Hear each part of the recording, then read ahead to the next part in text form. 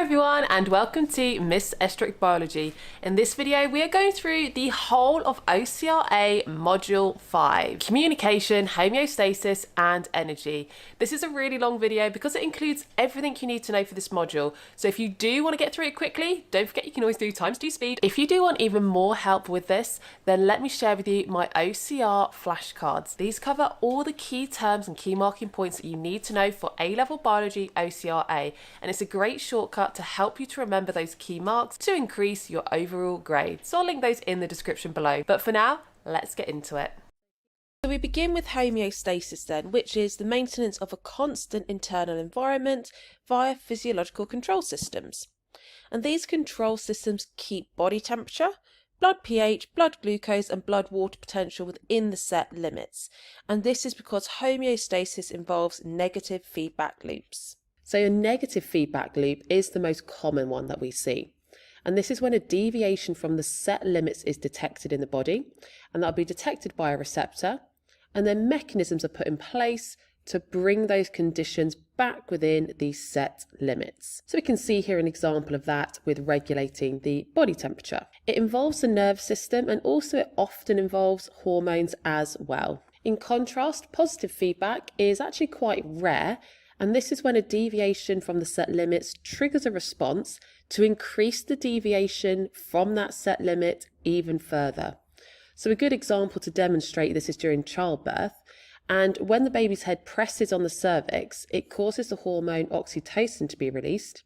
And that release and deviation from the set limit of that hormone causes the uterus to contract, but it results in even more oxytocin being released, so even more contractions in the uterus. So if we start now with an example, which is thermoregulation. And the reason that we have to maintain the temperature in our body is if the temperature was too low, there wouldn't be enough kinetic energy for enzyme-controlled reactions. And if the temperature was too hot, enzymes would denature and then reactions would also stop. So it's really important either way so that metabolic reactions continue at a fast enough rate so that cells don't die. So exotherms control their internal temperature less well than endotherms, and they do so mainly by changing their behaviour. They do have some physiological responses too though. And in fact, most animals are exotherms, for example fish, amphibians, reptiles and invertebrates. Exotherms within aquatic environments wouldn't have much need to regulate their body temperature, and this links back to what you learn about water having a high specific heat capacity, and therefore it buffers temperature changes and the temperature of water remains relatively constant. Exotherms on land have a bigger challenge as the temperature of air fluctuates far more. So exotherms have a range of behavioural responses to help regulate their temperature. To keep their body temperature high enough to ensure that metabolic reactions can occur fast enough, they have to warm up through conduction against hot surfaces. So for example, we can see here basking on warm ground. And to cool down, they would have to move to the shade or move into water, dig underground or lie on colder surfaces. Endotherms in contrast do regulate their internal body temperature using the nervous system. And this is done through a whole range of mechanisms. If we start by looking at the receptors, the peripheral receptors are in the skin, and that detects a change in the external temperature. That would then send an impulse along the sensory neurons to the brain, where the hypothalamus coordinates that impulse. And that would trigger a range of responses linked to either glands or muscles. So for example, the sweat glands, if you were hot, would produce more sweat, and that would provide a cooling impact. Vasodilation and vasoconstriction are both linked to muscles, and it's to do with the arterioles in the skin either having more contraction or less contraction to result in the dilation or the constriction of those blood vessels, and that controls the amount of blood flow to the surface of the skin, and that will then control the amount of heat energy that can radiate from that blood close to the skin surface. So if you were hot, then you would undergo vasodilation to increase the amount of heat radiating. If you were cold, you would go through vasoconstriction, and that results in less heat energy radiating from the skin. Shivering is also an example of muscle response, and it's the contracting and the relaxing of skeletal muscle. And that will increase the rate of respiration, and therefore more heat energy would be released. Now, animals that have a lot of fur or feathers can also raise their fur or feathers upwards, and that will then trap a layer of air to insulate. Or if they're really hot, they would then lower the fur and hair so that less air is being trapped to prevent less of an insulating layer. And the muscles that are involved in this response are the erector pili muscles within the skin. The last option here is to do with modifications in behaviour. And we see that in humans, for example, moving to the shade if you're hot, or taking off clothes if you're hot, using a fan. But you also see it in other animals. So other animals will also move to the shade if they're hot, and penguins huddle when they're cold. So we now move on to 5.1.2, excretion as an example of homeostatic control. Metabolic reactions which are continuously happen create waste products, which can become toxic if they are not removed. And the removal of this waste product is known as excretion. The two key examples that you need to be familiar with are carbon dioxide and nitrogenous waste. Carbon dioxide is the waste product from respiration, and it's excreted from the lungs when you exhale. Nitrogenous waste, for example urea, is created from excess amino acids in the diet. And unlike glucose, excess amino acids can't actually be stored and used at a later date. And that means amino acids are broken down, and that happens in the liver. And they're broken down to ammonia, which is toxic, and then urea. That urea, if it's in a high enough concentration, would also be toxic. So it gets excreted through the kidneys.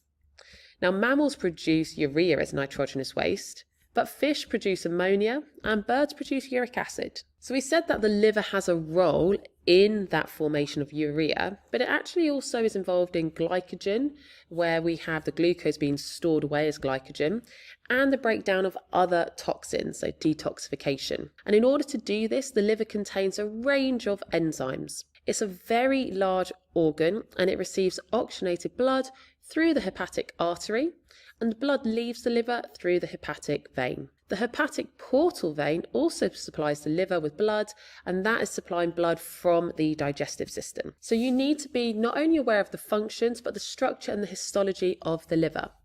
So liver cells are called hepatocytes. They have many mitochondria, large nuclei, and prominent Golgi apparatus. And these adaptations enable a really high metabolic rate. So here we're going to look at the structure and the histology of the liver. So we can see the liver here, and that is made up of these functional units called lobules. And that is all of these hexagon shapes that we can see. And this is then zooming in on one of those lobules. So a lobule is essentially like the equivalent of the nephron in the kidney. It's where all the action is happening. And we can see then on this lobule that the blood is delivered to the lobule through the hepatic portal vein and the hepatic artery. And that's what we've got here, the portal veins, which is bringing the blood from the digestive system, rich in everything that's just been absorbed from digestion.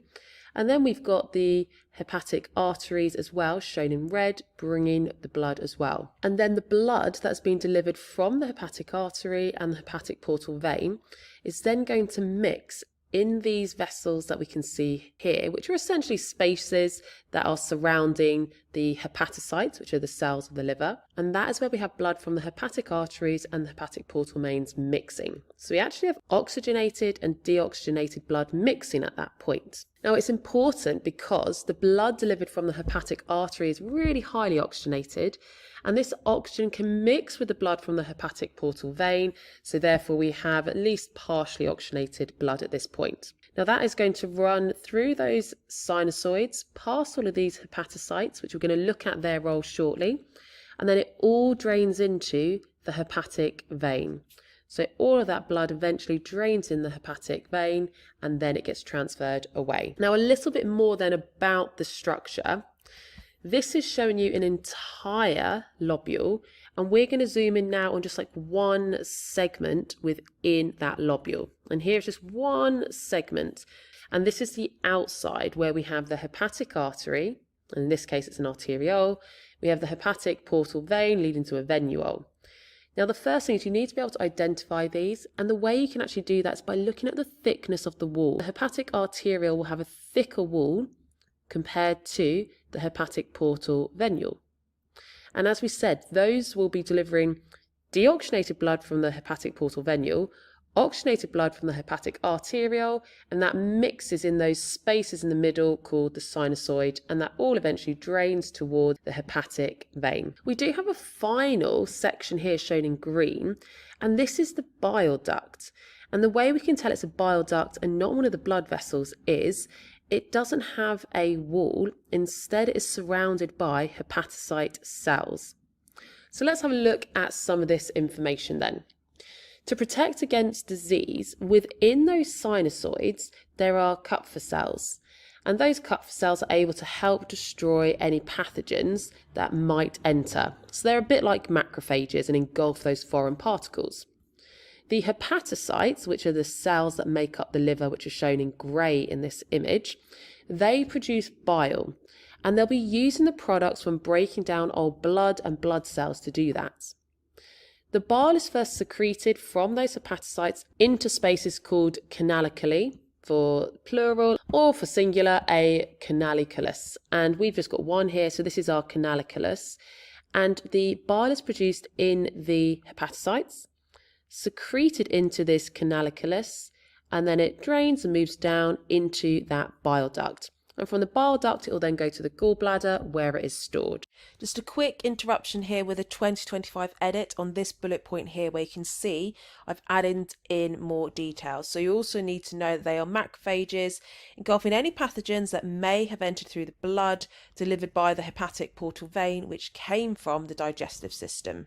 So some other functions then to talk about. The hepatocytes, which were those liver cells, in response to insulin, they can also absorb excess glucose from the blood and convert it to glycogen.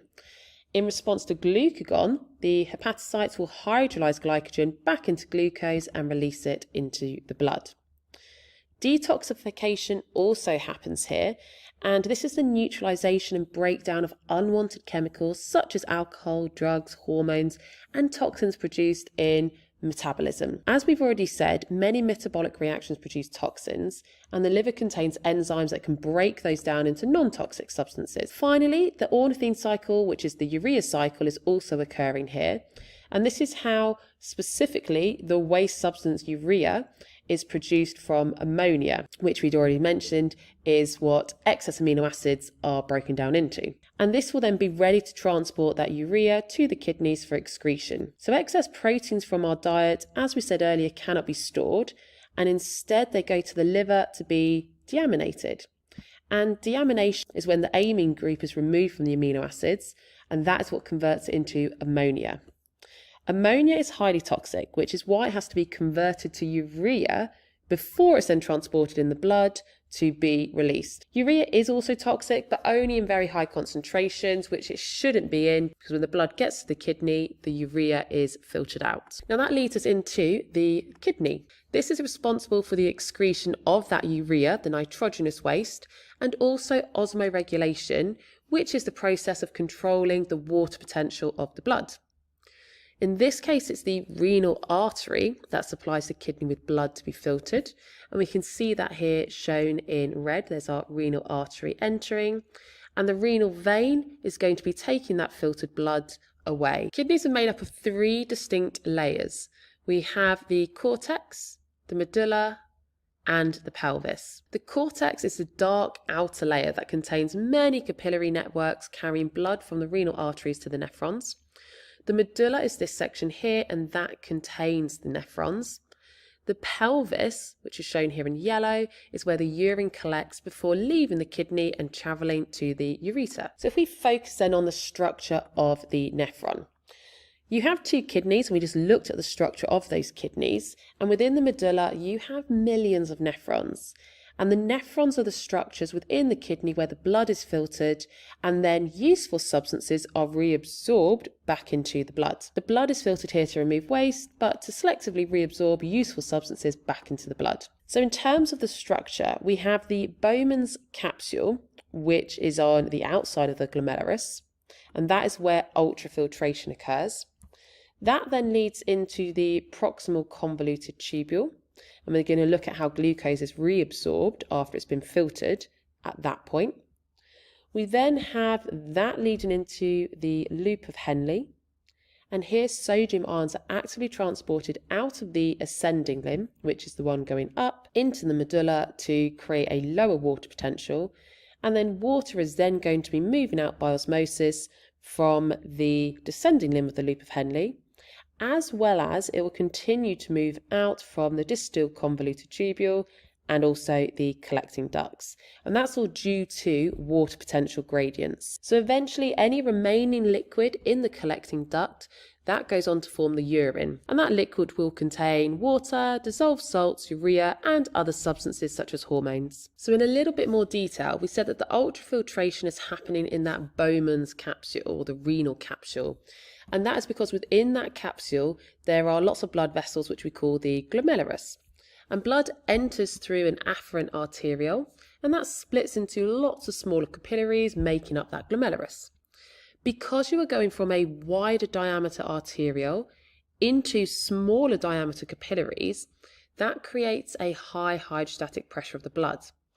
And water and small molecules are then forced out of the tiny gaps between the capillary walls, and that forms the glomerulus filtrate. Once the fluid is forced out of those capillary walls, it then passes through a basement membrane. The first image is showing you the capillaries. We've got the blood and the red blood cells flowing through those capillaries, and there's these tiny gaps in the capillary walls that the small molecules and water are forced out of. Then after the capillaries, as we can see in this image, there is another layer which is the basement membrane, and that's made up of a network of collagen fibers and proteins. And the fluid then has to pass through that basement membrane, and that acts like a sieve. Now, the Bowman's capsule wall also has podocytes, which are special cells that act as an additional filter. So that's what we can see here, these podocyte cells that surround that basement membrane. So large protein and blood cells are too big to fit through the gaps in the capillary endothelium. They remain in the blood, and this blood then leaves via the efferent arteriole. After that glomerulus filtrate has been formed in that Bowman's capsule, it enters the proximal convoluted tubule. And at this point, almost all of the filtrate is reabsorbed back into the blood, leaving just urea, excess mineral ions and water behind. Adding this into the 2025 edition, not a change in the spec, just extra detail to make sure it's really marked scheme specific. You do also have water being, or some water being reabsorbed at this point due to the changes in the water potential. So that transport of glucose has resulted in approximately 80% of the water in the PCT also moving back into the capillaries at this stage because of that water potential gradient. Now, one of the key things that's filtered out that gets reabsorbed is glucose and small amino acids as well, but we're just going to focus on the glucose in particular. And the way this gets reabsorbed in the proximal convoluted tubule is almost identical to how it is absorbed in the small intestines. Is co-transport.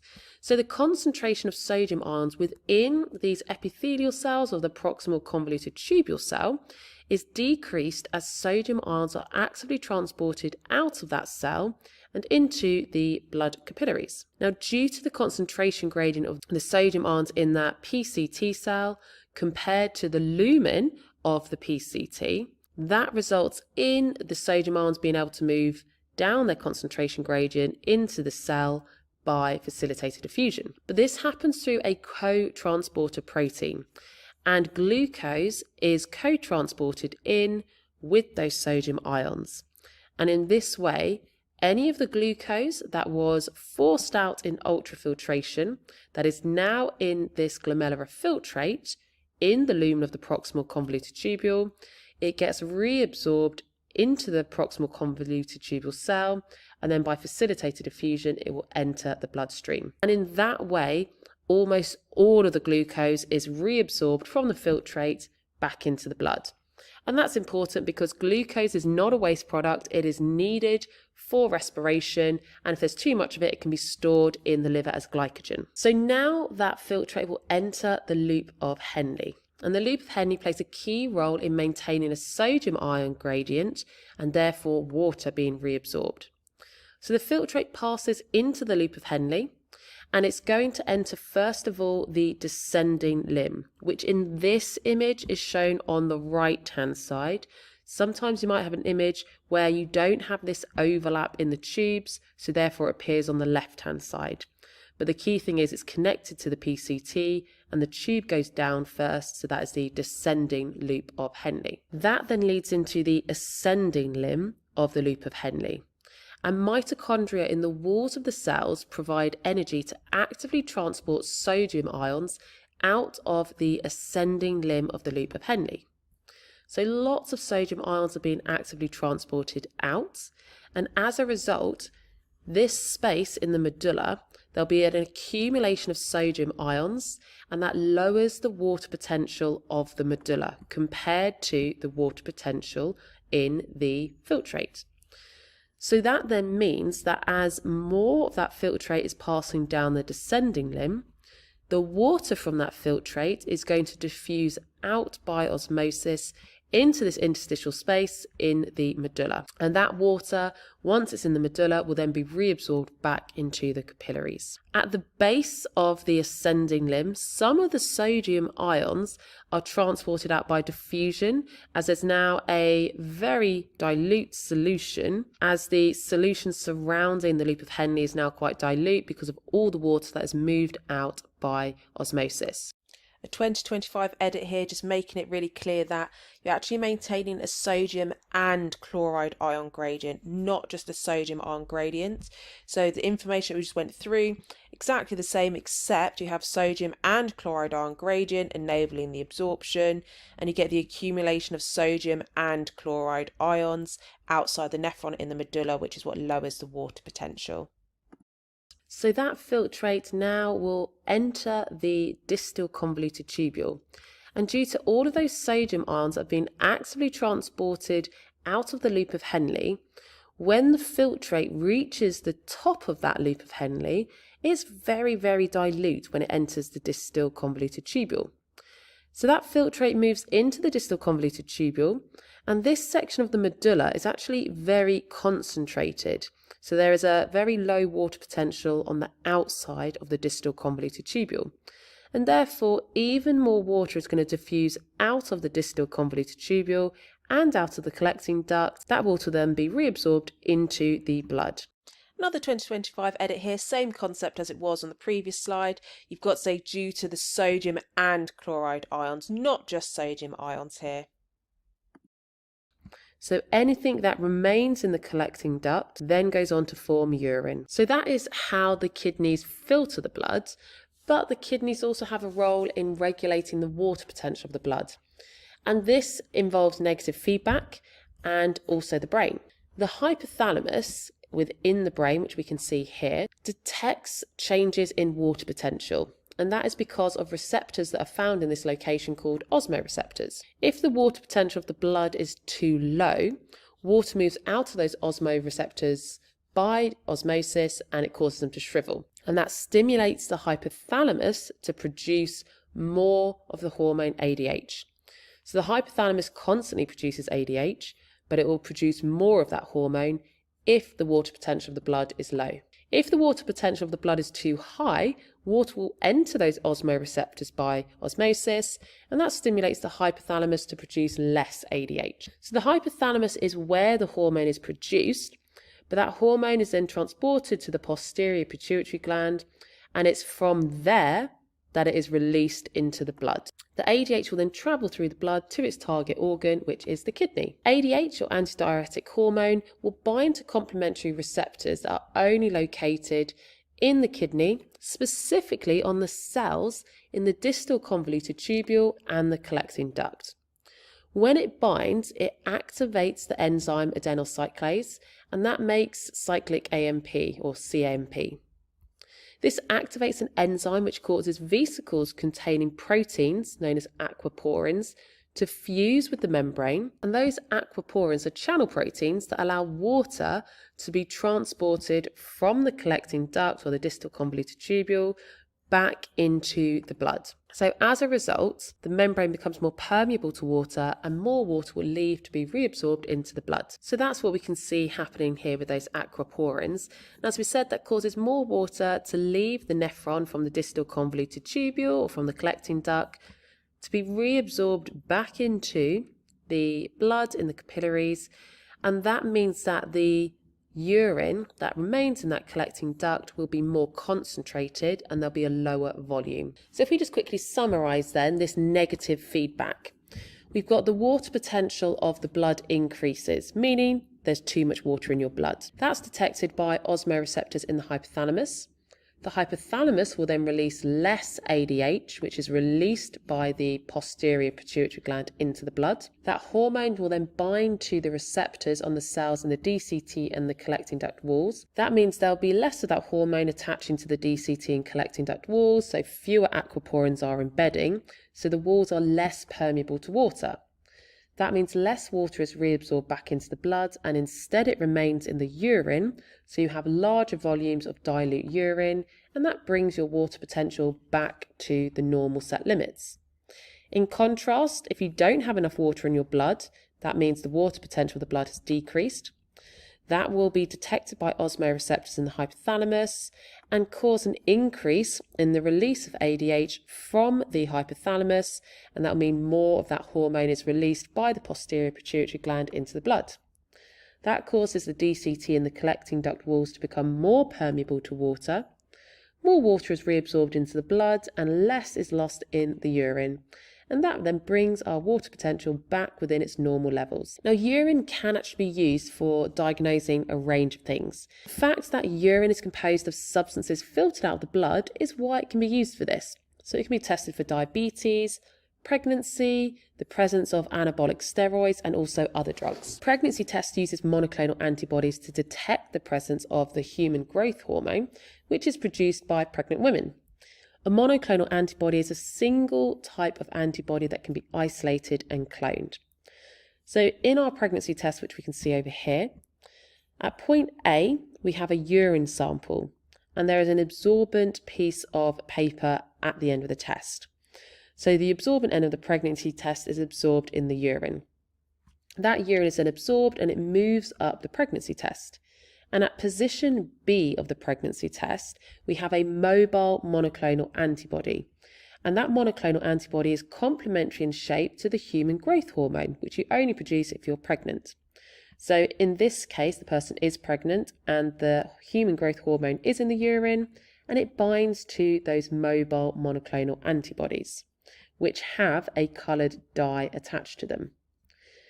As the urine moves up the paper, those mobile antibodies move with it. And at position C, there is a second monoclonal antibody, but this one is immobilized in this fixed position. It's also complementary to the human growth hormone. So if any of the first antibodies do have it attached, they will bind at this point and stay in that fixed position. And because those have got coloured dye on them, you get a blue strip. Now at the very end at position D, there is a third antibody which is immobilized, and this is complementary in shape to the constant region of the first antibody. So that means any of those antibodies that are moving along will attach and you get a second blue line. And that is our control strip, just to show that the pregnancy test is working and that those antibodies at position B are moving. So if you have 2 lines, it indicates you're pregnant. 1 line, you are not pregnant. Anabolic steroids are also excreted in urine, and therefore they can be tested for in a similar way to this, along with many other drugs that are excreted in your urine. They could also be tested in a similar way. Just a quick 2025 edit correcting, there was a typo in this section here. I think it said human growth human, but what it should have been referring to was the hormone HCG.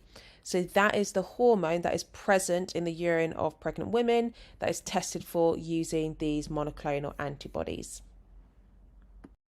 Now, sometimes the kidneys do fail, and there are many causes of kidney failure, which could be infection, high blood pressure, genetic conditions, or even physical damage. Kidney infections and high blood pressure can damage the tubules, podocytes, epithelial cells, and the basement membranes of the Bowman's capsule. And as a result, that would affect the filtration, and large molecules would be able to filter out of the blood as well. such as proteins, large proteins, and red blood cells. If the kidney completely fails, then the blood will not be filtered properly, and this can lead to a buildup of urea and blood and an electrolyte imbalance. The glomerular filtrate rate, or GFR, is affected by kidney failure and can be measured as an indication of disease. And this is measured indirectly by testing the blood for creatine levels. And creatine is a breakdown product of muscles. If the levels of creatine in the blood increase, it indicates that the kidneys are not filtering properly. So your options for treatment are two types of dialysis. We've got hemodialysis, which is the one which is connecting your body to the machine. And the blood is going to come out of your body and the machine itself filters it. Now, these are quite successful in filtering the blood. However, long-term dialysis can have really harmful side effects, and therefore the best treatment would be a kidney transplant. However, there are a lack of available donors and there's always the risk of organ rejection.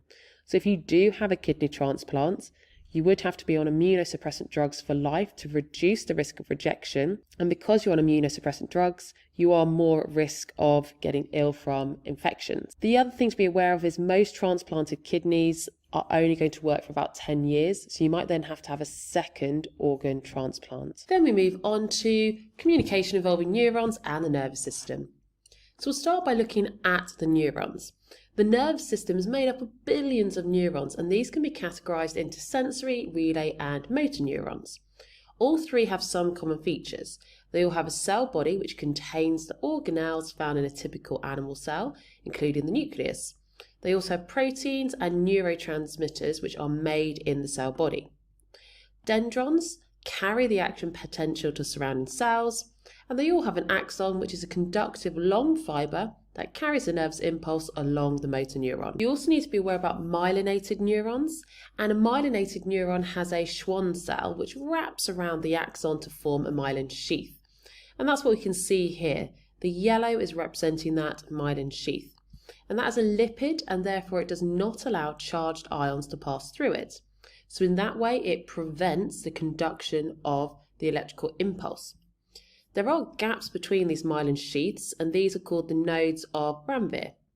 The action potential therefore has to jump from node to node, and that is known as saltatory conduction. And that means that the action potential travels much faster because it's only being generated at a number of positions instead of at every single distance along the entire axon. Now, knowing the different structures of the three is key as well. So the sensory neurons, these carry electrical impulses from the sensory receptor cell to the relay neurons, and also sometimes to the motor neuron and the brain. They have a long dendron, which carries the impulse from the sensory receptor cell to the cell body, and then an axon to carry the impulse to the next neuron. The relay neurons carry impulses between the sensory and the motor neurons. They have multiple short axons and dendron. We then have the motor neurons, and these carry impulses from a relay or a sensory neuron to the effector, which will be the muscle or gland, and this is the part of the body that is carrying out the response. They have one long axon and multiple short dendrites. So the sensory receptor cells are responsible for detecting a stimulus. And these cells are transducers because they'll convert different types of stimuli into electrical nerve impulses. There are different types of sensory receptors, and each of them can detect a different stimulus. So here are three key examples and the stimulus that they can detect. So let's have a look then at the Pacinian corpuscle. These pressure receptors are located deep in the skin, mainly in the fingers and the feet.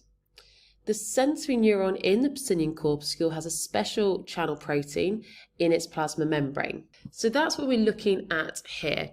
The Pacinian corpuscle is essentially a sensory neuron that is wrapped up in lots and lots of layers of lamellae. Now, those membranes of the Pacinian corpuscle that are wrapping around the end of this sensory neuron have stretch-mediated sodium channels.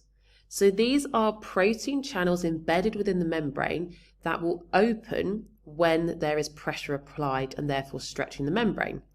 And when those channels open, sodium ions will enter, and if enough sodium ions diffuse in, it will generate an action potential. So in that way, when the pressure is applied and it deforms the neuron membrane. It stretches and widens open those sodium ion channels to generate an action potential. If there is enough stretch to enable enough sodium ions to enter to reach plus 40 millivolts. When a neuron is not conducting an impulse, there is a difference between the electrical charge inside and outside of the neuron, and this is known as the resting potential. There are more positive ions, so sodium and potassium ions, outside of the neuron compared to inside of the neuron, and therefore the inside of the neuron is comparatively more negative at minus 70 millivolts. So that's what we're seeing on this graph. The potential difference, or the voltage, at this point when there is no stimulus, it remains constant at minus 70, and that is the resting potential. So the way that that resting potential is established and maintained is by the following steps.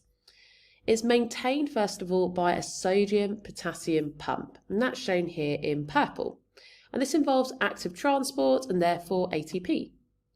The pump will move 2 potassium ions into the axon and 3 sodium ions out of the axon or the neuron. This creates an electrochemical gradient causing potassium ions to diffuse out and sodium ions to diffuse in. However, the reason that we end up with a more negative inside compared to outside is the membrane is more permeable to potassium ions, and there's a couple of reasons why. First of all, many of the potassium ion channels are permanently open, whereas the sodium ion channels aren't always open. And the second reason is there are more of these channels embedded in the membrane. So those reasons mean More potassium ions are going to diffuse out. So you have a comparatively higher charge on the outside compared to inside, and that's how we get this minus 70 millivolts. Now, an action potential is when the neuron's voltage increases beyond a set threshold, and that then results in the generation of a nervous impulse. An increase in the voltage is known as depolarization, and that is due to the neuron membrane becoming more permeable to sodium ions. And therefore, sodium ions will be entering the neuron, and that is what creates this more positive voltage until eventually it does get to the point where it is at the maximum level of plus 40. And once an action potential is generated, it moves along the axon like a Mexican wave. So essentially following this change in voltage at every position, or in this case at every node of Ranvier, along the axon. We're going to go through then all of these stages of the graph, so this change over time at one position in the axon, and what causes these changes in voltage. So until there is a stimulus, we are at our resting potential. And then at this point, we can see there is a stimulus. And a stimulus provides energy that can cause the voltage-gated ion channels, the sodium ion channels, in the axon membrane to open. And that will cause sodium ions to diffuse in, which increases the positivity of the axon. So here we have what is happening at resting potential. But then when we have that stimulus causing the sodium ion channels to open, we can see that is now open, and we will get more sodium ions diffusing in. This causes even more voltage gated channels to open, so even more sodium ions are going to diffuse in. And that's why the voltage becomes more positive. When a threshold of minus 55 millivolts is reached or exceeded, you will then always reach this maximum of plus 40 millivolts. And when you reach that point, voltage-gated sodium ion channels close, but the potassium ion channels stay permanently open. So that results in no longer having any more sodium ions diffusing in, but you still have potassium ions moving out. And that is why we get this repolarization occurring, which is when the voltage decreases again. We then have a potassium ion channel that opens at this point, so even more potassium ion channels leave, and this is how you get this overshoot, where you get hyperpolarization, meaning that the voltage becomes even more negative than the resting potential. So we can see here it is now in what we call the refractory period, and during that period you wouldn't be able to generate another action potential. So that is how one action potential is generated, and that would have happened just at this first position on the axon. But once an action potential is generated, That can then trigger the voltage-gated sodium ion channels at the next position on the axon to open, and you go through this whole action potential again. And it happens at all of those nodes of Ranvier, and we describe that as being like a Mexican wave. The all or nothing principle is linking to this idea of the threshold. So if depolarization does not exceed the minus 55 millivolt threshold, an action potential and an impulse are not produced. So nothing will actually happen. Any stimulus that does trigger depolarization to the threshold of minus 55 millivolts will always peak at the same maximum. So the bigger the stimulus, you don't get a higher voltage.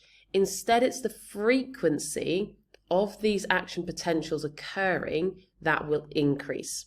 And that's what we mean by the all or nothing principle. And it's really important as it makes sure that animals only respond to large enough stimuli rather than responding to every slight change in their environment, which would overwhelm your senses and actually then potentially put you at danger instead of protecting you against it.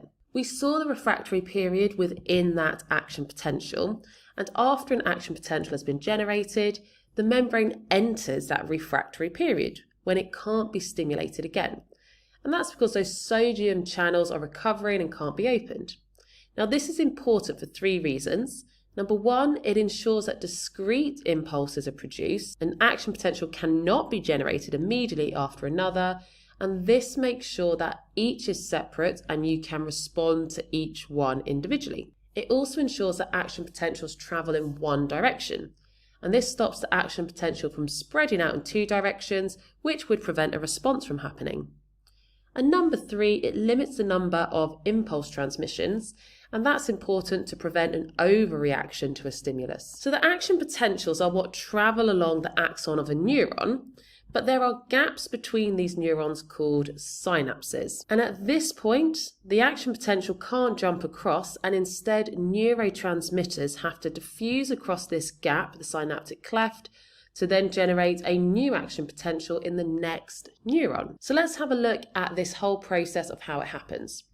Here is our presynaptic neuron, and as an action potential arrives at the end of that neuron, which is known as the synaptic knob, depolarization of that synaptic knob causes calcium ion channels to open, and therefore calcium ions will diffuse into the synaptic knob. Now that influx of calcium ions causes these vesicles here, which contain neurotransmitter, to move towards the presynaptic membrane.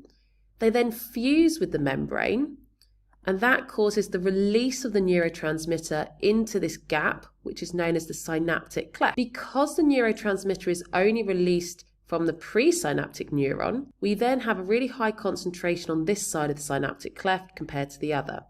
And that means the neurotransmitter diffuses across the synaptic cleft down its concentration gradient. And on this postsynaptic neuron, on the membrane, there are receptors that the neurotransmitter binds to because they are complementary in shape. When those neurotransmitters bind to the receptors, it causes sodium ion channels that are embedded in the postsynaptic neuron's membrane to open, and therefore sodium ions will diffuse into the postsynaptic membrane. If enough sodium ions diffuse in to go above that minus 55 millivolt threshold, then depolarization occurs and a new action potential is generated in the next neuron. Now that neurotransmitter doesn't remain permanently bound, and if it did, it'd be constantly generating a new action potential even if there wasn't a stimulus.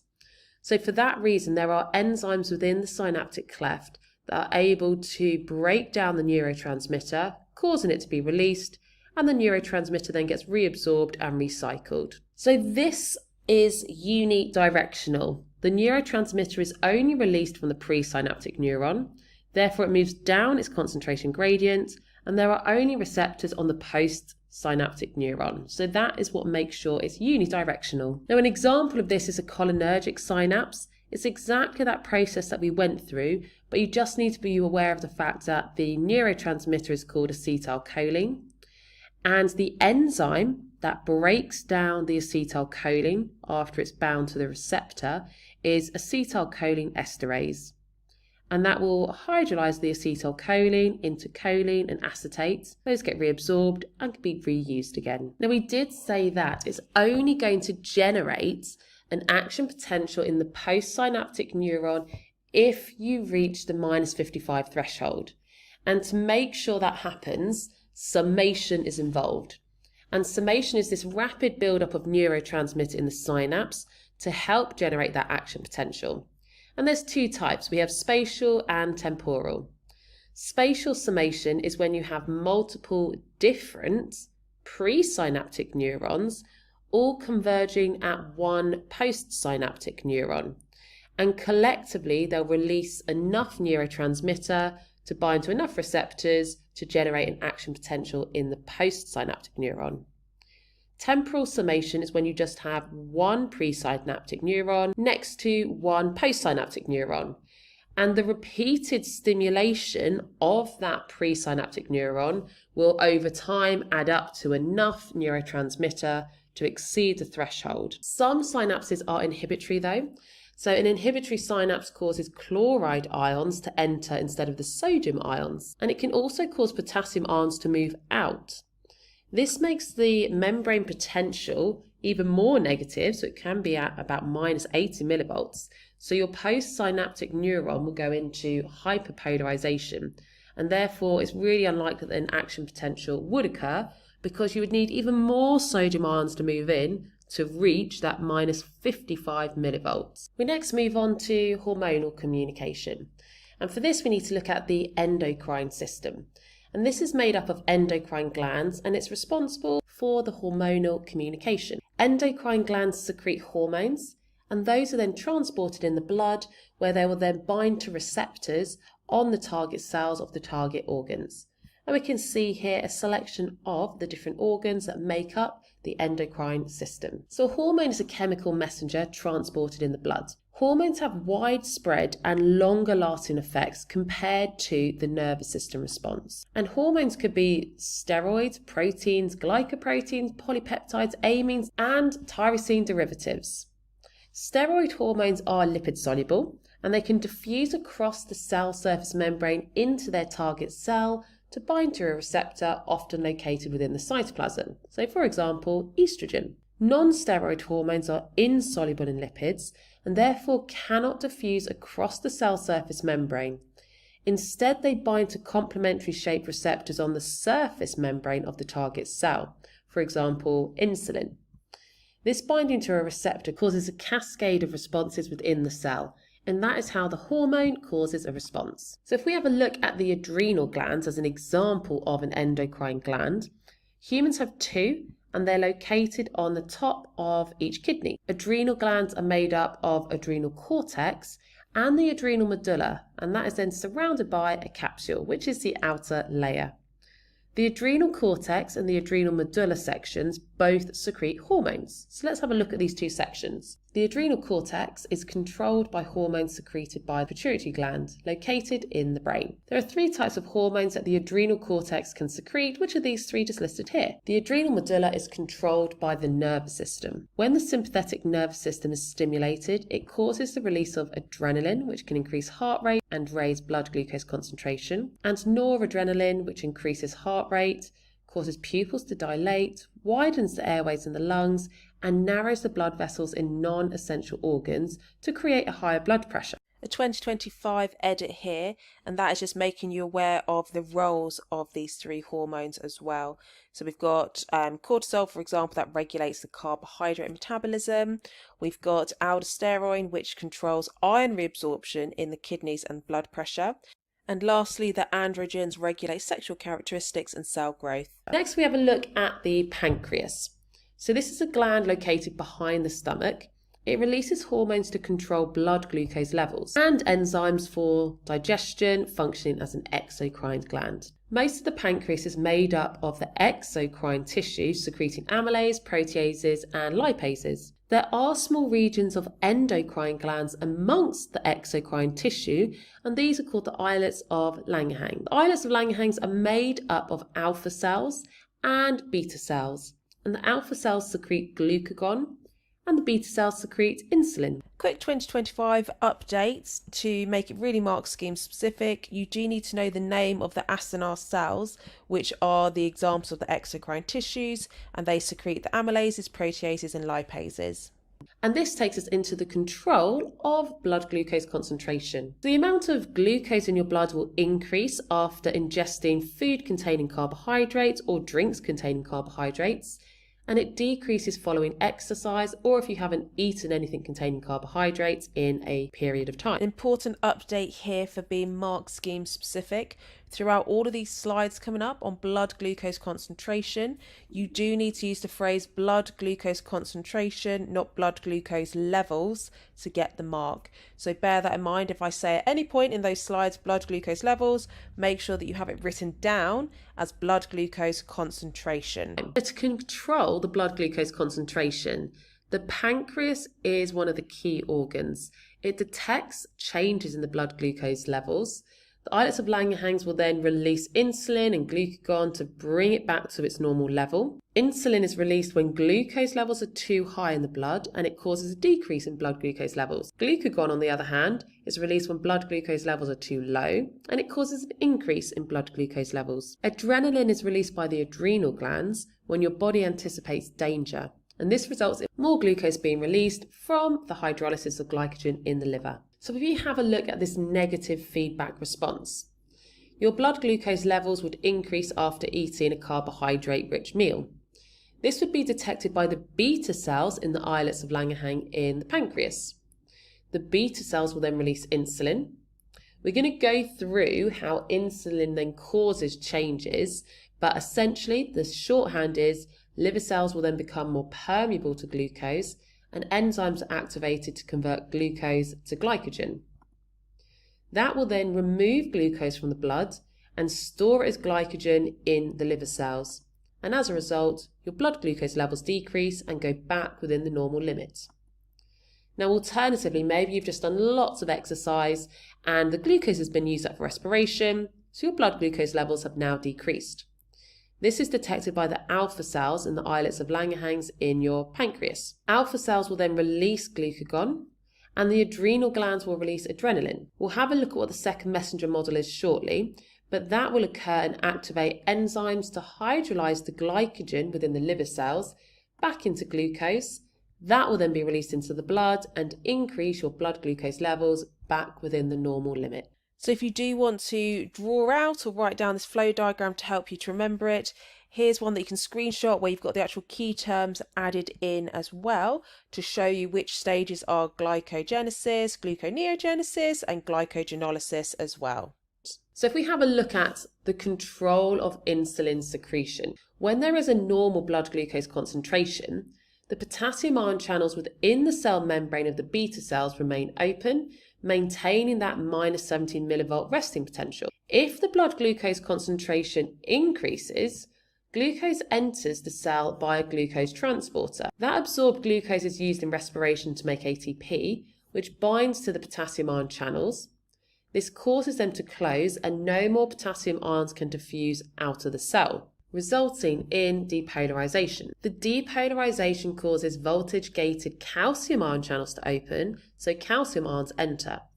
And when the calcium ions enter, they cause secretory vesicles to move towards the cell membrane and release the insulin they contain by exocytosis. So the action of this released insulin then is the beta cells that are releasing it, and the insulin will cause a decrease in blood glucose levels in the three following ways.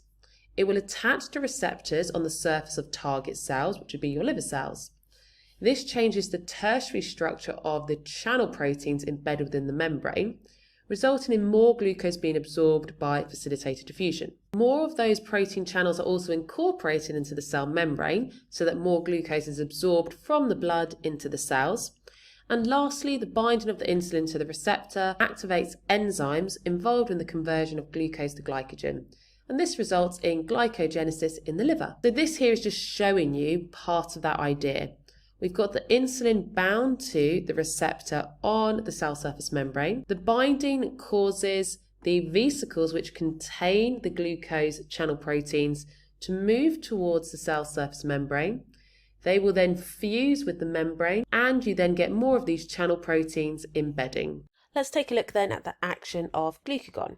It is the alpha cells in the islets of Langerhans that detect when the blood glucose is too low, and in response it will secrete the hormone glucagon into the blood. And glucagon can then cause an increase in blood glucose in the following ways. Firstly, it can bind to the complementary shaped receptors on the surface of its target cells, which are the liver cells. When it binds to that receptor, it causes a protein to be activated within that cell, and that is going to be activating the protein into adenylate cyclase, which is then able to convert ATP into a molecule of cyclic or cyclic AMP, also known as CAMP. CAMP then activates another enzyme, which is a protein kinase, that can hydrolyze the glycogen into glucose, which is our glycogenolysis. It can also activate other enzymes which are involved in the conversion of glycerol and amino acids into glucose. So let's have a look at this second messenger model, which is one of the responses that we see from glucagon. Glucagon will bind to those complementary shaped receptors on the cell surface membrane of the liver cells, which are the target cells. Once bound, it causes a change in shape to the enzyme adenylate cyclase, which activates that enzyme. And as we said, that is the enzyme that can then catalyze the conversion of ATP into CAMP. And that is the second messenger. The first messenger is glucagon, because that causes the activation of this enzyme. Second messenger is cyclic AMP, because that causes the activation of this enzyme, which is the enzyme that is responsible for hydrolyzing glycogen into glucose. The role of adrenaline is linked to these fight or flight responses, basically meaning when you might be scared or anticipating dangers, you might have to suddenly run or fight to protect yourself. The adrenal glands are going to secrete adrenaline. And adrenaline will increase the blood glucose so that you have more glucose in the blood for respiration, so there's more ATP being produced for muscle contraction in case you do have to run or fight to protect yourself. So what happens here is, first of all, the second messenger model again. So that is when this time it's adrenaline binding to the complementary shaped receptors on the cell surface membrane of the target cells, which would be liver cells. It again activates the adenylate cyclase, which can convert ATP into cyclic AMP. The cyclic AMP then activates a protein kinase enzyme, and that can then hydrolyze glycogen into glucose. So basically, the cyclic AMP is going to be the second messenger because it's then activating an enzyme that can cause the hydrolysis of glycogen into glucose. So that is the second messenger model, exactly like we just saw for glucagon. It's triggered this time by the binding of adrenaline to adrenaline receptors on the cell surface membrane of the liver cells. So in summary then, the roles of the liver, we have glycogenesis, and that's when we convert glucose into glycogen. And this occurs in the liver and it's catalyzed by the enzymes there. Glycogenolysis is the hydrolysis of glycogen to glucose, and this occurs in the liver due to the second messenger model. Gluconeogenesis is the creation of glucose from other molecules such as the amino acids and the glycerol. Diabetes is the inability to control your blood glucose levels. And type 1 diabetes is when you're unable to produce insulin or you don't produce sufficient amounts. And this typically starts in childhood as a result of an autoimmune disease where the beta cells have been attacked and destroyed, and therefore they're unable to produce sufficient amounts or any insulin. The treatment would therefore be injections of insulin. Type 2 diabetes is when the receptors on the target cells lose their responsiveness to insulin. And this usually develops in adults because of obesity and poor diet. It's controlled by regulating the intake of carbohydrates in your diet, increasing exercise, and sometimes insulin injections as well. So this insulin that we're talking about being used in the treatment of diabetes is produced by genetically modified bacteria. But in the future, diabetes could potentially be treated by using stem cells. And this is focusing on type 1 diabetes, where the autoimmune disease has damaged the beta cells. So you could use stem cells to replace those faulty B cells which can't produce enough insulin. The stem cells would probably have to come from embryos, which comes with ethical concerns around the destruction of the embryos. However, if it was successful, patients wouldn't have to constantly inject insulin or wait for a potential pancreas donor, and the stem cells, if they were from a cloned embryo of themselves, would be unlikely to be rejected. Next, we move on to plant and animal responses. Now, plants can't run away from animals trying to eat them or move to the shade if they're too hot like animals can. Therefore, plants have evolved to have a range of different responses to herbivore versus abiotic stress. Plants can defend themselves against herbivores using physical and chemical defenses. Physical defenses could include thorns, stings, spikes, barbs, and fibrous inedible leaves.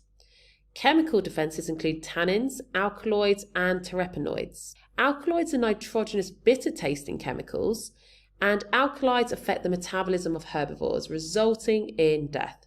Examples include nicotine, caffeine, cocaine, and morphine. Pheromones are also one of the chemical defenses, and these are chemicals that are released and affect the behaviour of other members of that species. Animal social behaviour are affected by pheromones, but plants use them to communicate about danger. Volatile organic compounds act like pheromones for plants. So some examples include trees can release these pheromones when they are being attacked by an insect. And the release of that pheromone can cause neighbouring trees to produce callose to help protect them against the insect attack. Another type of response is the folding in response to touch. And the Mimosa pudica is a rare example of a plant that can move to scare off predators. The leaves of this plant fold when they are touched, and the movement can scare animals and brush insects off them. Interrupting here to make you aware of a specification change that did happen for the 2025 spec. You now only need to know pheromones and the alkaloids for the chemical defences. You don't need to know any of the others that I had on the slide shown. In contrast, if we have a look at the responses to abiotic stresses that the plants are exposed to could include high winds, excess water, a lack of water, temperature changes, change in day length, and changes in salinity, which is the salt concentration. The responses that the plants have include leaf loss. So trees will lose their leaves in countries that have cold winters. When it gets cold and the daylight hours decrease, the rate of photosynthesis decreases. And at this point, it's more energy efficient for plants to lose their leaves. Day length sensitivity also occurs. Photoparedism is the term for plants being sensitive to a lack of light.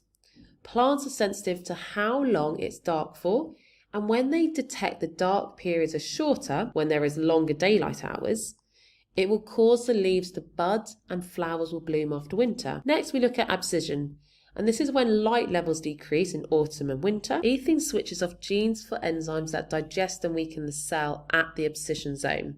So there's a separation layer in a leaf petiole. This can cause the leaf to separate from the plant, leaving a waterproof scar behind to protect the rest of the plant.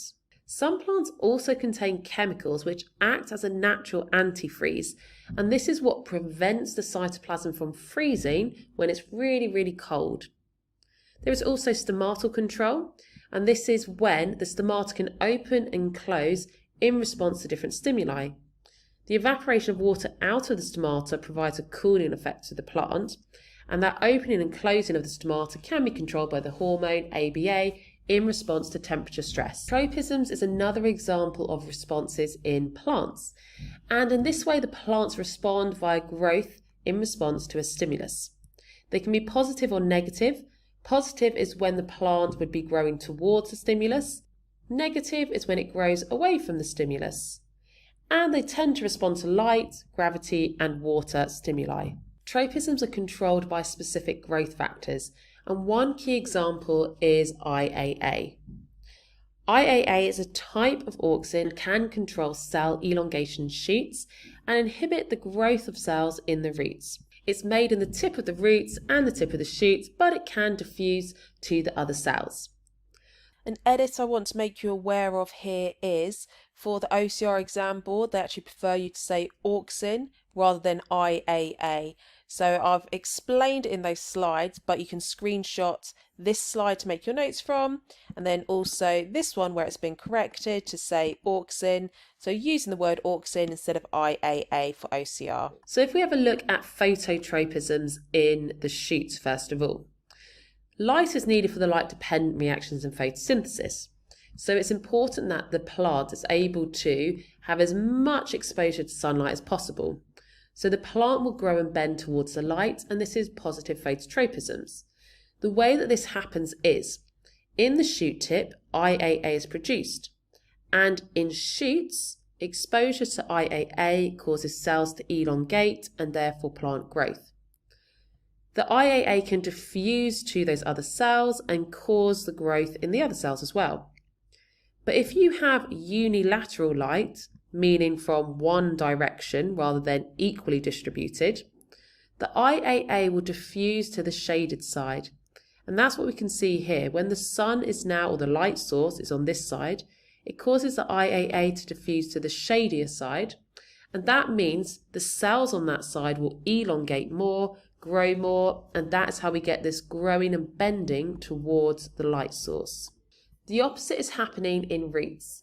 Roots do not photosynthesize, so they do not require light energy, but it is beneficial if they can grow down towards water sources and anchor deep in the soil. In roots, a high concentration of IAA inhibits cell elongation, causing root cells to elongate more on the lighter side, and so the root ends up bending away from the light, and this is negative phototropism. In gravitropism in the shoots, the IAA will diffuse from the upper side to the lower side of a shoot.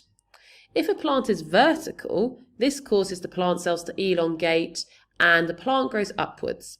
But if you were to put a plant on its side, like in this example, that means the IAA will diffuse to the lower side with gravity, and that means the cells on the lower side will elongate and your shoot bends and grows upwards. So this is negative gravitropism. In the roots, the IAA diffuses to the lower side of the root with gravity, but as we said, in the roots, IAA prevents or reduces that elongation. So that means the cells on the top where there wasn't IAA will elongate more, and that's why the root bends down, and that is your positive gravitropism. Plants also produce hormones, and the hormones control a range of responses in the plants, such as the ripening of fruit, germination of seeds, lengthening of stems, and when the leaves drop. And here are 4 examples of hormones in plants that you need to know about and their roles. So these would make really good flashcards. I recommend pause and turn those 4 hormones and what they do into flashcards. We're now going to look at apical dominance. And auxins stimulate the growth of shoots, particularly the main shoot, which is known as the apical. Auxin results in that apical dominant, which means one main shoot growing, which inhibits the growth of the lateral shoots due to the high concentration of auxin at the apical shoot point. The higher the concentration of auxin, the stronger the apical dominance, and therefore the less growth there'll be of those lateral shoots, meaning the ones coming out of the sides. So if we look at the evidence for this, if the apical shoot is removed, which we said is the one that contains the auxin producing cells in the tip, then the lateral shoots start to grow faster. When auxin is then artificially applied, the lateral shoot's growth rate decreases again. This shows the presence of auxin suppresses the growth of lateral shoots. Next, we're going to have a look at gibberellins in relation to seed germination. A seed starts to germinate when it absorbs water, and this activates the production of the hormone gibberellins, or the plant growth factor. The gibberellins cause enzymes to be released that can break down the food stores in the seed so that the embryo plant can use the food to respire and therefore make ATP. Evidence suggests that gibberellins cause this to happen by switching on genes that code for amylases and proteases, so those 2 enzymes. Evidence also indicates that abscisic has an antagonistic effect, and that it is the levels of these 2 hormones that control when a seed germinates.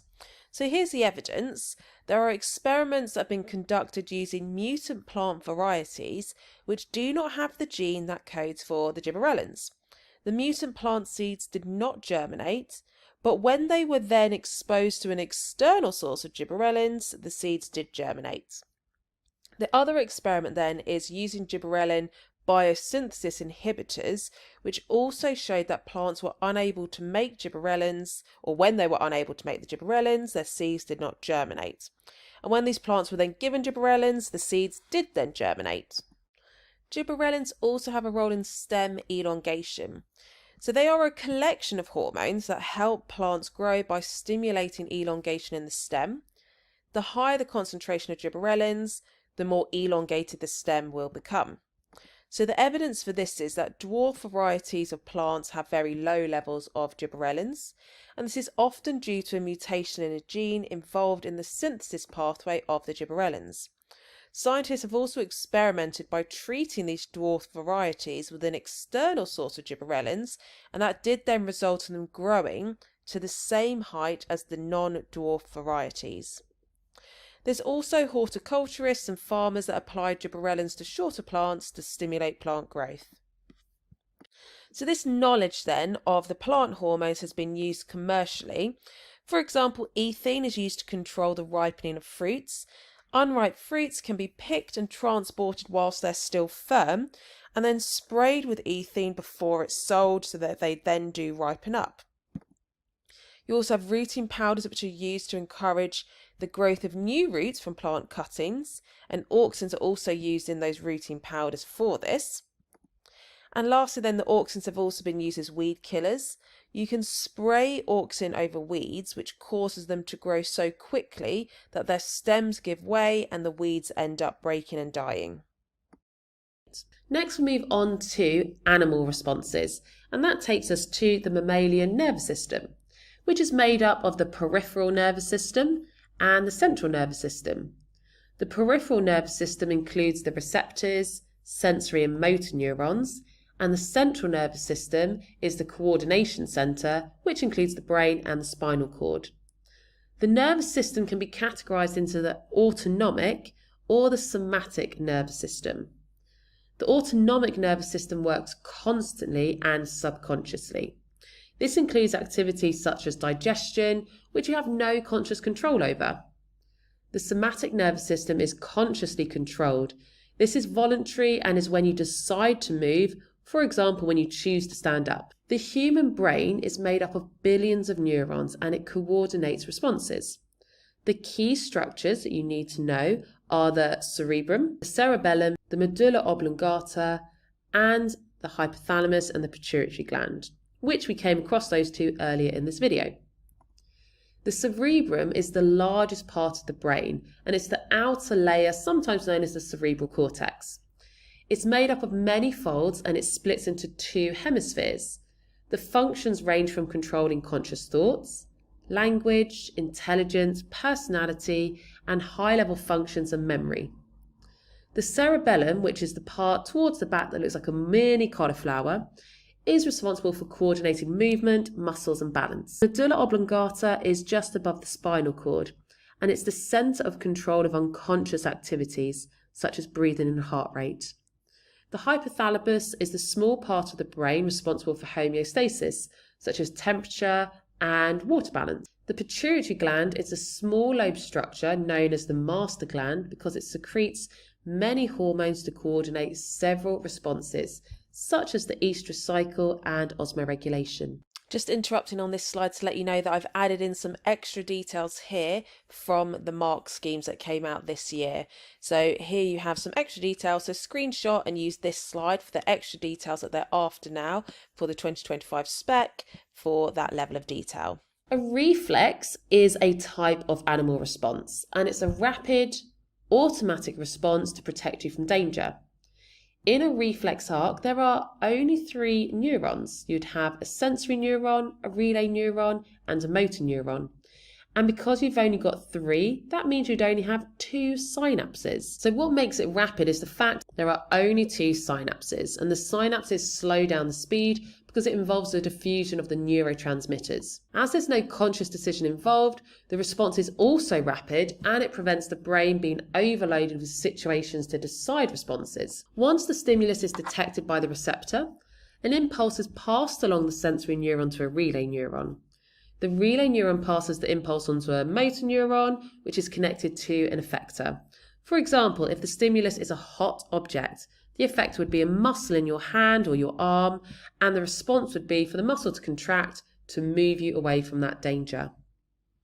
Other examples include the knee-jerk reaction and blinking. Another response is the fight or flight response in animals. When animals are exposed to a potential threat to their survival, a series of automatic responses are triggered to prepare the organism to either fight to survive or run away from the danger. The autonomic nervous system detects the potential threat, sending an impulse to the hypothalamus. This results in more impulses being transmitted along the sympathetic nervous system and the adrenal cortical system. The effectors are the adrenal glands, which will release more adrenaline and noradrenaline. These release of hormones trigger the hypothalamus to stimulate the release of adrenocorticotropic hormones, or ACTH, from the pituitary gland. Now, the action of adrenaline we've actually come across already when we looked at the role of this in the blood glucose concentration, but we've got the roles summarised here again. Just an edit to this video to make it more mark scheme specific. You need to name adrenaline as the first messenger, and you then need to know that it is this enzyme that converts ATP into cyclic or cyclic AMP. So next then we look at the control of heart rate, and both the endocrine and the nervous system can affect the heart rate. Whilst the heart has an inbuilt pacemaker, the sino-atrial node or the SA end, and it is myogenic, meaning it can beat without the input of the nervous system, it can also be affected by both the endocrine and the nervous system in order for the heart rate to respond to stimuli. So in other words, it can beat without the input of the endocrine and nervous system, but the speed or the heart rate is determined by these two systems. Hormonal control is also involved because it's the endocrine system. And the hormone adrenaline has three effects on the heart. It increases the heart rate, it increases the stroke volume, and it increases the cardiac output. So if we look at the nervous system control of the heart rate, the cardiovascular centre in the medulla oblongata in the brain is the part that controls heart rate. And this is via the autonomic nervous system, meaning you don't have any conscious control. The heart and the medulla oblongata are connected via two nerves that are connected to the SAN, which is that pacemaker, the sino-atrial node. Increases in heart rate are caused by impulses sent via the accelerator nerve in the sympathetic nervous system, and decreases in heart rate are caused by impulses sent via the vagus nerve in the parasympathetic nervous system. The heart rate changes in response to pH and blood pressure, and these stimuli are detected by chemoreceptors if it's a change in pH, and pressure or baroreceptors if it's a change in blood pressure. And these receptors are found in the aorta and the artery directly after that, which is the carotid artery. So if we have a look at the response to pH, the pH of the blood will decrease when there is a lot of respiration because carbon dioxide is produced, or lactic acid, and both of those will decrease the pH of the blood. Now that carbon dioxide and lactic acid have to be removed rapidly so they don't denature enzymes. And this is achieved by the response here, an increase in the heart rate, and that is because there'll be more impulses via the sympathetic nervous system to the SAN in the heart, which causes the heart rate to increase and therefore pump the blood more rapidly to the lungs, where carbon dioxide can diffuse out at the alveoli. In response to pressure, if the blood pressure is too high, this can cause damage to the walls of the arteries, and it's important to put mechanisms in place to reduce the blood pressure. This results in more impulses via the parasympathetic nervous system to decrease the heart rate. If the blood pressure is too low, there may be insufficient blood supply of that oxygenated blood to respiring cells or insufficient removal of waste. So this results in more impulses via the sympathetic nervous system to increase the heart rate. Next, we move on to looking at muscles. Now there are three types of muscles that you need to know about. So we'll go through these three on this slide. Skeletal muscles, and most muscle is skeletal, and this is the muscle that's attached to the skeleton and therefore responsible for causing movement of the skeleton. It's made out of cylindrical shaped cells which join to form multinucleated myofibrils, which means it contains lots of nuclei. They have a striated pattern when stained and viewed under the microscope. There's also cardiac muscle, and the heart contains cardiac muscle and it's used to pump blood. It's myogenic, which means it doesn't require an input from the nervous system to cause it to contract and relax. And the cells are branched to allow contraction across the whole of the atrium or ventricles, and the cells are uninucleated, meaning it contains only one nucleus.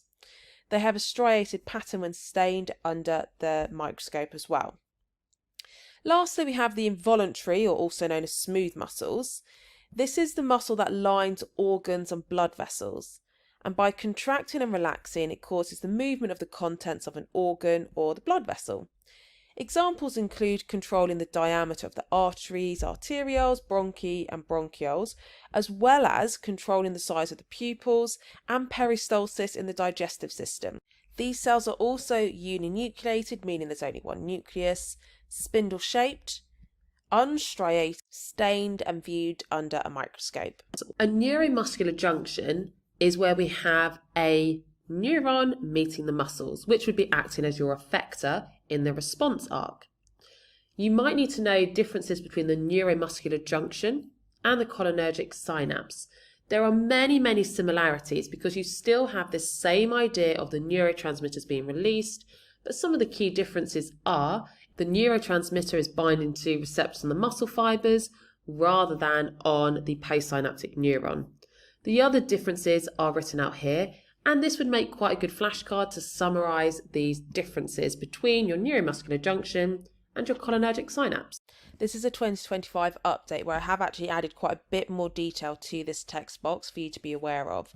So the neuromuscular junction is the junction between a motor neuron and a muscle fibre, similar to a synapse. But you also need to know all of this detail here. So when an impulse arrives at the end of a motor neuron, a neurotransmitter passes across that neuromuscular junction and it binds to receptors on the sarcolemma, which is the membrane of the muscle cell, which we can see here. This causes the receptors to open, sodium ions will then move in, and the membrane becomes polarized. The wave of depolarization is passed down T tubules, causing the sarcoplasmic reticulum to release calcium ions, which leads to the muscular contraction. Focusing on the skeletal muscles then, muscles act in antagonistic pairs against an incompressible skeleton, and that's what creates movement. This could be automatic as part of a reflex response, or it could be controlled by conscious thought. Myofibrils are made up of fused cells that share a nuclei and cytoplasm, which is known as the sarcoplasm, and there are a high number of mitochondria. These myofibrils are made up of sarcomeres, and we can see here one section, the sarcomere in a myofibril. And a sarcomere is made up of the proteins actin and myosin. The muscle fibers are made up of millions of myofibrils, and those collectively bring about the force to cause movement. Those myofibrils are made up of two key proteins, the myosin and actin, and that is what forms the sarcomere. So this here is showing you the actin and the myosin within your sarcomere, and they are layered on top of each other in these different bands. And you could be asked to talk about what happens to the width of the bands when a muscle contracts. Your A band is the length of the myosin. Your H zone is where you have just myosin with no actin overlapping it. The I band is where you have just actin with no myosin overlapping it. The Z line is the barrier or the end of one of the sarcomeres. So when your muscles contract, we'll look at the sliding filament theory in the next slide, but essentially you are sliding these fibers closer together. So that means that your A band will always remain constant because the myosin isn't getting any thicker or thinner. It's simply sliding the actin closer together. So the A band remains constant, but the H zone decreases inside because the actin is now moving closer together. That also means that the I band has decreased and our Z lines are now closer together. And this here is showing you that under a microscope, and you can see that those Z lines have become closer together. So what is actually causing this to happen is explained by the sliding filament theory. When an action potential reaches the muscle, which is the effector, it stimulates a response. Calcium ions enter and cause the protein tropomyosin to move and uncover the binding sites on actin. Quick 2025 edit here, just adding in a bit more detail on this second bullet point. Now that the calcium ions enter and bind to the protein troponin, causing a change in the shape of the protein tropomyosin, which is the protein that blocks the binding sites on actin for the myosin head during relaxation. So that causes it to move and uncover the binding sites. So we can see here this tropomyosin shown in yellow, and it is blocking some of those binding sites. But when calcium ions enter, it moves the tropomyosin out of the way, so all of these binding sites are now revealed. On the myosin, we've got these structures called the myosin heads, and ADP and PI are attached to it. And whilst ADP is attached to the myosin heads bind to the actin to form this cross-bridge structure.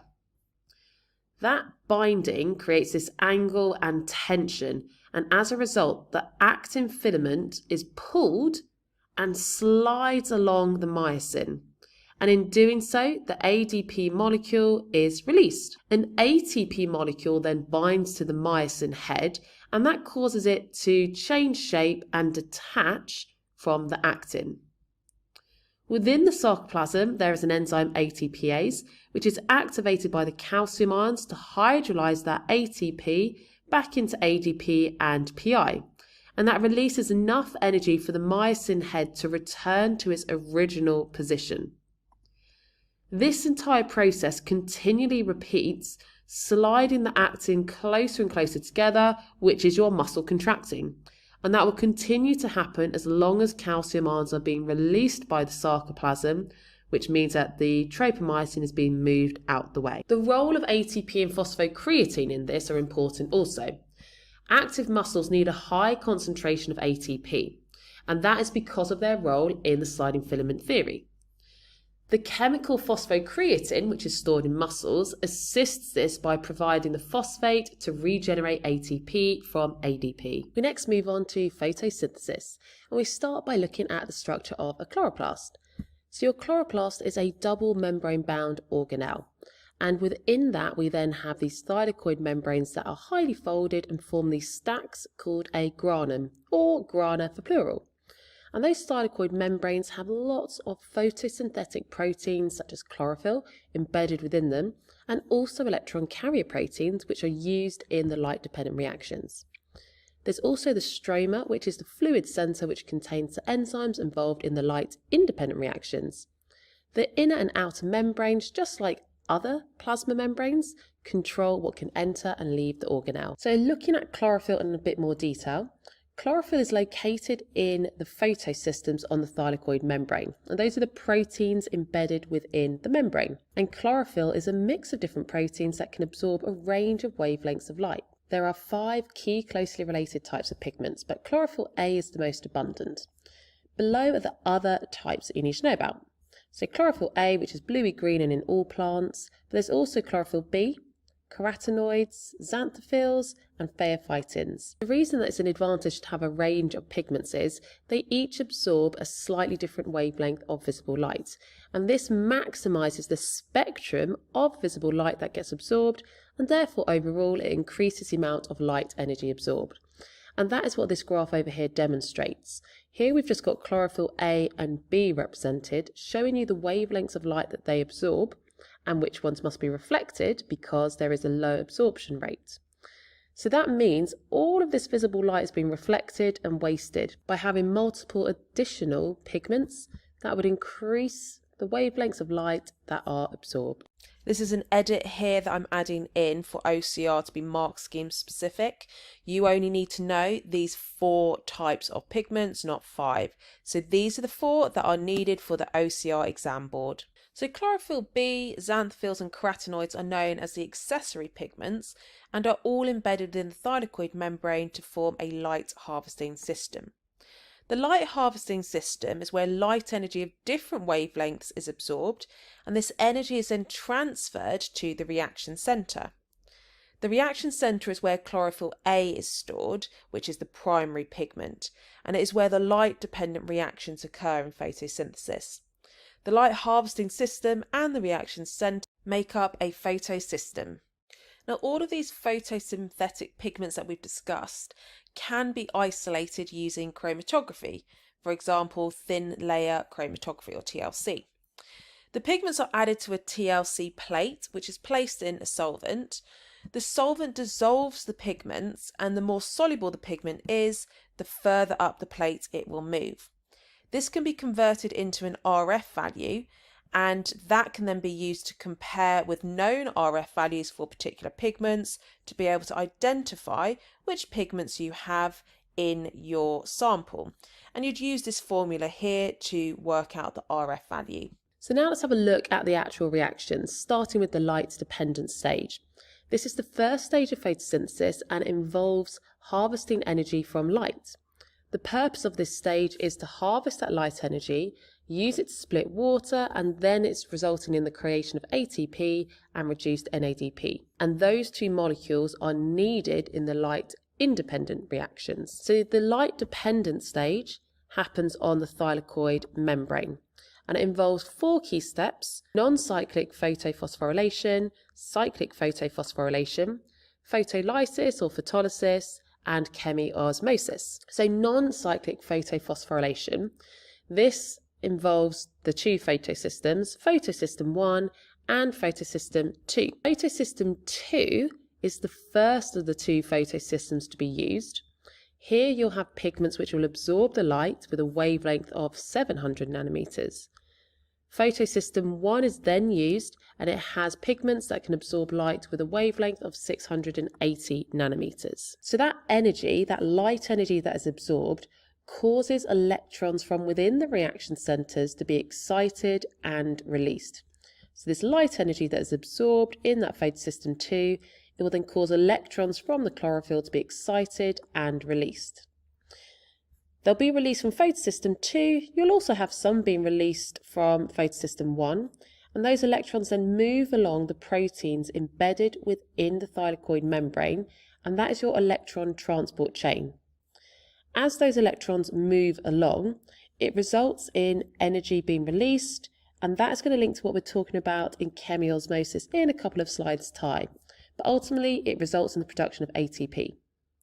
The electrons lost from photosystem 2 are replaced by electrons from photolysis, which is coming up in the next couple of slides. And the electrons lost from photosystem 1 are replaced by the electrons that are moving along the transport chain from photosystem 2.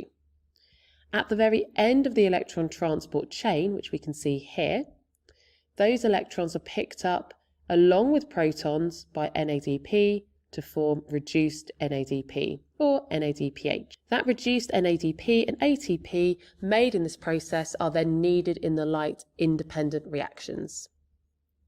Cyclic photophosphorylation, in contrast, some of those electrons that are released from photosystem 1 are not picked up by NADP and instead are recycled back to photosystem 1. The transport of electrons still results in ATP production though, because as those electrons are moving, they're still going to be releasing energy. And that is through chemiosmosis, which we'll be coming to very shortly. So in this way, cyclic photophosphorylation does result in the production of ATP, but not the production of reduced NADP. Now we mentioned photolysis of water, replacing the electrons lost from photosystem 2. So photolysis or photolysis literally means light splitting. So we've got light splitting water. And that's what happens. Light energy is absorbed, and that energy will then split water into oxygen, electrons, and protons. Those protons are picked up by the NADP to form NADPH. The electrons we just talked about are picked up by photosystem 2 to replace the ones that were lost in the electron carrier chain. And the oxygen isn't used, so that can be used in respiration, or it'll just diffuse out of the stomata. Finally then, in the light-dependent reactions, we have chemiosmosis. And here we can see the involvement of photosystem 2 and 1 again. So the electrons that are excited and released by the chlorophyll within photosystem 2, we said move along the embedded proteins in that electron transport chain. As they move from protein to protein, they release some energy, and that energy is used to actively transport protons from the stroma into the space within the thylakoid, known as the thylakoid lumen. As a result, we end up with lots of protons within the thylakoid lumen compared to the stroma, and this creates an electrochemical gradient. Those protons then move down their electrochemical gradient through the only protein that they're complementary in shape to bind to, which is ATP synthase. And as they move through, that enables that enzyme to catalyze the phosphorylation of ADP and PI into ATP. So that is how we create ATP through our non-cyclic and cyclic phosphorylation in chemiosmosis.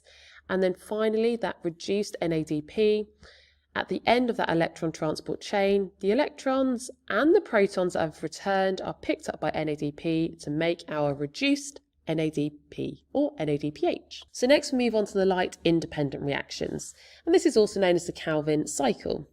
Now this occurs in the stroma, which is the fluid centre of the chloroplast, which contains the enzyme ribisco, which catalyses one of the key steps in this reaction. And because there's an enzyme, it's temperature sensitive. The Calvin cycle uses carbon dioxide, and it's going to use the reduced NADP and ATP from the light-dependent stages to form a hexose sugar. The ATP is going to be hydrolyzed to provide energy for these reactions, and the reduced NADP donates the hydrogen to reduce GP into TP. So let's have a look at this in more detail.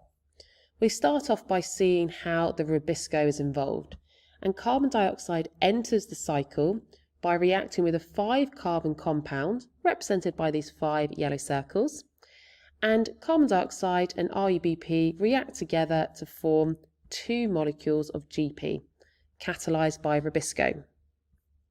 So we now have 6 carbons in total, but it's split into 2 3-carbon compounds. That GP is then reduced into 2 molecules of TP, but the reduction is where we see the use of reduced NADP. So hydrogen is released from the NADP, picked up by GP to reduce it. And this stage requires energy, and that's why ATP is needed at this point. Some of the carbon, in fact it's 1 carbon, is lost from those 2 TP molecules every cycle. And that goes towards making a hexose sugar, or useful organic substances. So that means you would need 6 turns of the Calvin cycle to make a hexose sugar. And each time when 1 carbon is removed, that means you have 5 carbons left, but we need to join them back together and regenerate the RUBP so the cycle can continue. And energy is required to regenerate that RUBP. So although glucose is the product from those hexose sugars, that is a monosaccharide, and it can join to form disaccharides, such as sucrose through condensation reactions, or polysaccharides such as cellulose for the cell wall, or even stored away as starch. It can also be converted into glycerol, and therefore combine with fatty acids to make lipids, or it can be used to convert into amino acids to make proteins. Now within photosynthesis there are limiting factors, and a limiting factor is anything that reduces the rate of photosynthesis, and that could be temperature, light intensity, or carbon dioxide concentration. Temperature because it's an enzyme controlled reaction, light intensity because light is required for the light dependent stages, and carbon dioxide because that is needed for the Calvin cycle or the light independent reactions.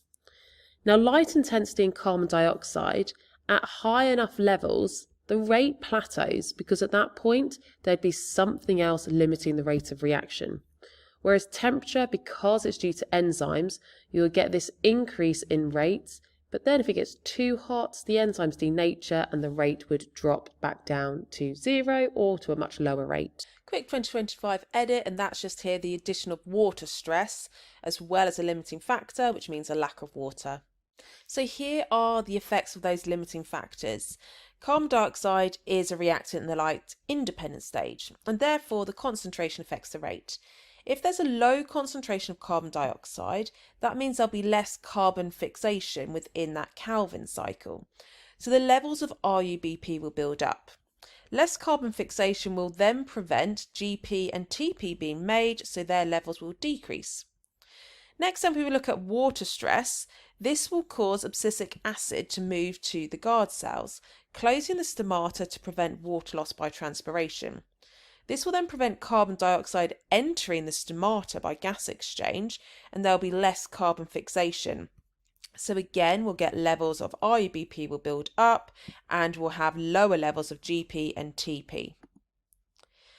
Temperature affects the enzyme-controlled reactions in photosynthesis, such as fixation of carbon dioxide by the enzyme ribisco. Less carbon fixation means the levels of RUBP will build up, and again, less carbon fixation prevents GP and TP from being made, so those levels will decrease. Lastly, the light intensity affects the rate because it's needed for the production of ATP and reduced NADP in the light-dependent stage. If there's less ATP and less NADPH or reduced NADP, that will prevent GP from being converted to TP. So that will mean GP levels will increase and TP and RUBP levels will decrease because you don't have the GP being converted to TP and you don't have TP being regenerated into RUBP. For maximum photosynthesis and therefore plant growth, common agricultural practices incorporate techniques to remove limiting factors.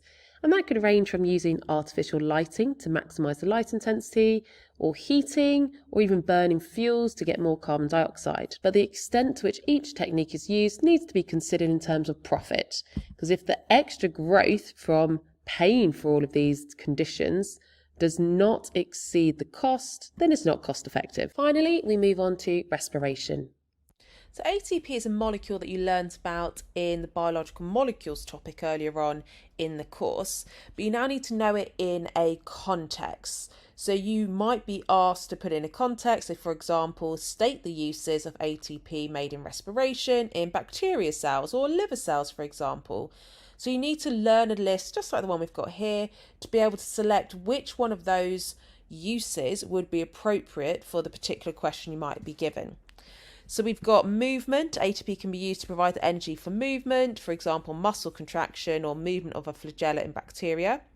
Active transport, endocytosis and exocytosis, cell division, synthesis of biological molecules, because in proteins, for example, you need ATP to form the peptide bonds between amino acids, DNA replication, and also maintenance of body temperature. And in aerobic respiration, there are 4 key steps.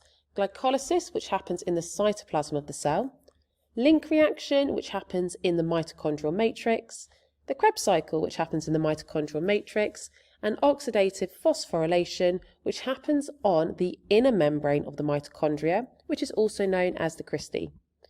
So the mitochondria is also a double membrane bound organelle, but the inner membrane is what folds in this organelle to create that large surface area with lots of proteins embedded in it for this final stage, oxidative phosphorylation. We're going to start though with glycolysis, and this happens in both aerobic and anaerobic respiration in the cytoplasm. And glycolysis involves 3 key steps: phosphorylating glucose to glucose phosphate using ATP, the production of triose phosphate, and oxidation of triose phosphate to produce pyruvate with a net gain of ATP and reduced NAD. So this here is just demonstrating those different things we just bullet pointed. We start with our glucose, a 6-carbon compound, and then we are phosphorylating to create glucose phosphate or hexose phosphate. This is a really important update, so I'm going to put this at the start of this section, and I'm going to repeat this exact same clip at the end just to remind you that for the OCR spec, you need to call it hexose bisphosphate. So there should be a bis in front of the phosphate. So hexose bisphosphate is the name of the molecule that you need to know for the result of phosphorylating glucose. So we've used 2 ATP molecules, hydrolyzed them both to release the phosphate group, and that then binds to the glucose, so it's phosphorylated, and that makes that glucose molecule gain energy and become more reactive. And for that reason, it then splits into 2 molecules of triose phosphate. That triose phosphate then undergoes oxidation, and we can tell it's oxidation because we have the coenzyme NAD picking up a hydrogen from the triose phosphate. And the fact that hydrogen has been lost from the triose phosphate means it's oxidized, and the NAD has picked up that hydrogen, so it is reduced. And that happens on both of the triose phosphate molecules. And that's why 2 molecules of NADH are made. And this stage also produces ATP. And each of these oxidation reactions will create 2 ATP, so that's 4 ATP in total. The final carbon compound that is made is pyruvate, a 3-carbon compound, and we have 2 of those. So in summary, from 1 glucose molecule, we've made 2 pyruvate molecules, we have 2 NADH, and we have a net gain of 2 ATP. So although 4 were made, 2 were used. This is a really important update that for the OCR spec, you need to call it hexose bisphosphate. So there should be a bis in front of the phosphate. So hexose bisphosphate is the name of the molecule that you need to know for the result of phosphorylating glucose. The pyruvate and the reduced NAD that were created in glycolysis are both then actively transported into the mitochondria and used in later stages. In the link reaction, that pyruvate is oxidized further into acetate, and NAD will pick up the hydrogen that is released when pyruvate is oxidized to make another molecule of reduced NAD or NADH. There is also decarboxylation, which means the removal of a carbon molecule, and that's how we get carbon dioxide. So acetate, which is formed, is a 2-carbon compound. That acetate combines with the coenzyme A and produces acetyl coenzyme A. And this has to happen so that the coenzyme is able to assist in allowing the acetate to enter the next stage, which is the Krebs cycle. So from 1 molecule of glucose, in the link reaction, we would get 2 acetyl-CoA, 2 carbon dioxides, and 2 reduced NAD. And that's because for 1 glucose molecule, we got 2 pyruvates being made, so the link reaction would happen twice. Then we get to the Krebs cycle, and we can see here how the link reaction is leading into the Krebs cycle. We've got the acetyl coenzyme A, and that is going to combine with 4-carbon molecule known as oxaloacetate. And when those two combine, we then get a 6-carbon compound, which is citrate. And once we form citrate, the coenzyme A is released, and that can be reused again in the link reaction. There is then a series of redox reactions that occur, which generates these reduced coenzymes and ATP through substrate level phosphorylation, and also this carbon dioxide that is lost. So we'd have 2 lots of carbon being released to make 2 carbon dioxide molecules. We have 1 ATP being formed. We have 3 reduced NAD being produced, and 1 reduced FAD coenzyme being produced. So that is our series of reactions that are happening in this stage.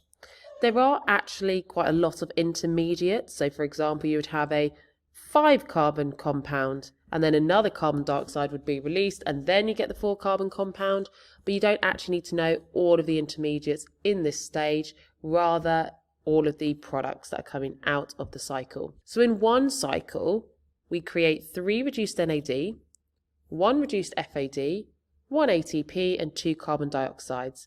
But per glucose molecule, because there'd be 2 pyruvates, there'd be 2 acetyl-CoA, and therefore the cycle happens twice. All of those are multiplied by 2. So in total from these first 3 stages, we have 10 reduced NAD and 2 reduced FAD. And these coenzymes are now all going to be used in the final step, which is oxidative phosphorylation. And this is the step where most ATP is made. Now this stage is chemiosmosis, so it's almost identical to what we just went through in photosynthesis. It involves an electron transport chain, and I do just want to point out that I have edited this bit because it used to say transfer, but you have to say electron transport chain. The movement of proteins across an inner mitochondrial membrane, and is catalyzed by the enzyme ATP synthase. So your reduced coenzymes that were all produced and are in the mitochondrial matrix, dehydrogenation happens, meaning the hydrogen is removed, and that hydrogen is then split into electrons and protons. The electrons are picked up by proteins embedded in that inner mitochondrial membrane, passed along the electron transfer chain. That releases the energy to actively transport the protons to create an electrochemical gradient. They then move down their electrochemical gradient through ATP synthase, and that enables ATP synthase to catalyse the phosphorylation of ADP into ATP. So that's how we make ATP, and because there were so many reduced coenzymes, we get lots of hydrogen ions and therefore lots of ATP. Lastly, at the end of that electron transport chain, those electrons have to be collected so that that chain can continue, and that is the role of oxygen. Oxygen is the final electron acceptor. It picks up the electrons and some of the protons that are within the matrix to form water. Next, then we look at anaerobic respiration, and this is respiration in the absence of oxygen, and it occurs in the cytoplasm of the cell only. The pyruvate is produced in glycolysis in exactly the same way that we just went through. But instead of it being oxidized in the mitochondrial matrix into acetate, it stays in the cytoplasm and it gets reduced to form ethanol and carbon dioxide in plants and microbes, or lactate in animals. And it does this by gaining the hydrogen from the reduced NAD that was created in glycolysis. That then reoxidizes NAD so it can be reused in glycolysis to make sure more ATP is continued to be produced. So this here is just demonstrating that. We've got glycolysis occurring, and then that pyruvate is reduced to form lactate using one of these reduced NAD. And that then removes the hydrogen because the pyruvate's picked it up, and that NAD can be recycled and reused. So although we're producing lactate, which is lactic acid when it's dissolved, which is toxic and causes harm, that still has to happen so that glycolysis can continue to happen to make at least some ATP. Then if we have a look at anaerobic respiration in plants and microbes, this involves first of all the decarboxylation of pyruvate. So that is the pyruvate produced in glycolysis is going to have a carbon removed to form carbon dioxide to make ethanal. And then the ethanal is reduced to form ethanol by gaining the hydrogen from the reduced NAD. And this produces ethanol, oxidized NAD, and carbon dioxide. And that NAD can then be reused in glycolysis so that you can still get ATP being produced. So next then, if we have a look at respiratory substrates, glucose is the most common respiratory substrate broken down to release ATP in respiration. But it is not the only respiratory substrate. Respiratory substrates are organic molecules that can be used in respiration to produce ATP. So that means it can also include other carbohydrates, lipids, and proteins. So carbohydrates are used in glycolysis, for example glucose, or starch in plants and glycogen in animals, because starch and glycogen can both be hydrolyzed to release glucose. Lipids can be hydrolyzed into glycerol and fatty acids, and the glycerol can be converted into triose phosphate and can enter glycolysis to make pyruvate. Fatty acids can combine with the coenzyme A and be converted into acetyl coenzyme A to enter the Krebs cycle. Proteins can be hydrolyzed into amino acids, which are then deaminated to release keto acids, which can be used in the Krebs cycle. The respiratory quotient, or RQ, is the ratio of carbon dioxide molecules produced compared to the oxygen molecules taken in during respiration, and it can be calculated by doing carbon dioxide produced divided by oxygen consumed. There are some specific values of the RQ that indicate the type of substrate respired or even the type of respiration. So carbohydrates produce an RQ of 1, and that'd be if it's aerobically respired, because the carbon dioxide produced should equal the oxygen consumed, which is why you get an RQ of 1. Lipids produce an RQ of 0.7. Proteins produce an RQ of between 0.8 and 0.9. And if it's anaerobic respiration, the value will be greater than 1 because you don't have oxygen being consumed, but you do have carbon dioxide being produced. A respirometer is a device that can be used to measure the rate of respiration of living organisms by measuring its rate of exchange of oxygen and/or carbon dioxide. They allow investigation into how different factors could affect the rate of respiration. The organism, the respiring organism that is, will be suspended in a gauze mesh in a sealed boiling tube above either a carbon dioxide absorber, such as sodium hydroxide or lime water. That would be if you're investigating aerobic respiration. If you're investigating anaerobic respiration, then you would need to suspend it above a solution that absorbs oxygen. The boiling tube is connected to a manometer with a droplet of coloured fluid in the capillary tube. As the organism respires, it absorbs the oxygen from the boiling tube, causing the coloured fluid to move along the capillary tube. And to measure the volume of oxygen absorbed, you set up one respirometer, but to measure the volume of carbon dioxide, you set up two. Now, if you do want more details on this, I do actually have an entire video on respirometers. Just search on YouTube, Miss Estrick Respirometer, and you'll find it just there. And that takes us to the end of Module 5. I hope you found it helpful. If you did, then make sure that you subscribe so you don't miss out on any of my latest videos.